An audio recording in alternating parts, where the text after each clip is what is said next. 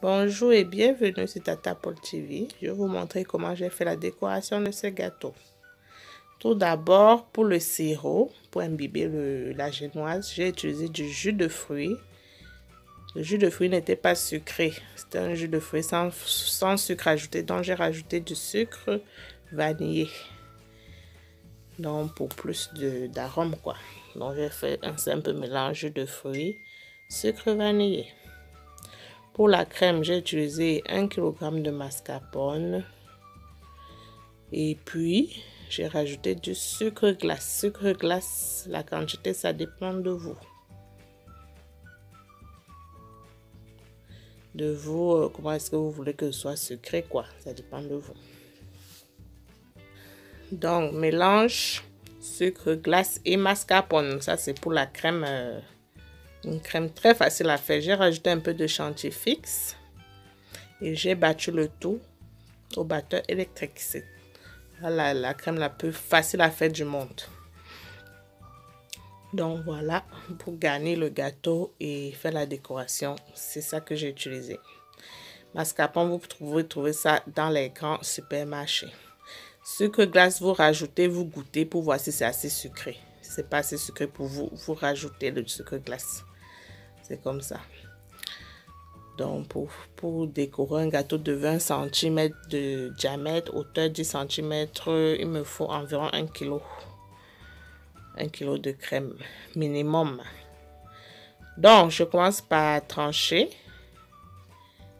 ma génoise. Pour la recette de la génoise, vous allez la retrouver sur ma chaîne YouTube. Vous tapez génoise, vous allez voir. Sur ma chaîne YouTube. Vous voyez la belle génoise bien aérée, bien spongeuse. Je l'imbibe de mon sirop que j'ai fait à base de jus de fruits et de sucre vanillé. Jus de fruits non sucré, je précise, parce qu'il y a des jus de fruits qui sont sucrés. Mais mon jus de fruits n'était pas sucré, c'est pour ça que j'ai rajouté du sucre vanillé. Sinon, vous pouvez utiliser un jus de fruits déjà sucré, quoi. Pourvu que la génoise soit imbibée. Donc, il faut un peu mouiller la génoise. Là, vous rajoutez la crème. Vous mouillez encore. Vous imbibez la génoise de votre sirop. On appelle ça du sirop. Donc, c'est soit ce mélange-là que j'ai fait, soit vous faites le sirop traditionnel composé de 100 g d'eau et de 100 ml d'eau que vous allez faire bouillir. Ensuite, vous laissez reposer et c'est avec ça que vous allez imbiber le gâteau. Mais moi, je préfère le jus de fruits, sucre vanillé. Je me dis, ah, le gâteau a plus de goût quand je fais ça. Donc, vous alignez bien les tranches de génoise. Hein. Il faut bien les aligner, sinon vous n'allez pas pouvoir bien garnir le gâteau, bien mettre la crème sur les bords. Il faut bien aligner les tranches de gâteau en les déposant l'un sur l'autre. Donc, je fais des petits traits avec mon couteau et j'imbibe le dessus. J'ai utilisé une fourchette là que j'ai fait des petits trous pour que mon jus rentre bien. Ensuite, je mets bien la crème sur mon gâteau. C'est un gâteau de 20 cm de diamètre. Là, je suis déjà à 1 kg de crème utilisée. Et je vois que ça ne va pas être suffisant. Donc, au total, ça va faire... Prévoyez au moins 1,5 kg. Oui, 1,5 kg de crème. C'est mieux.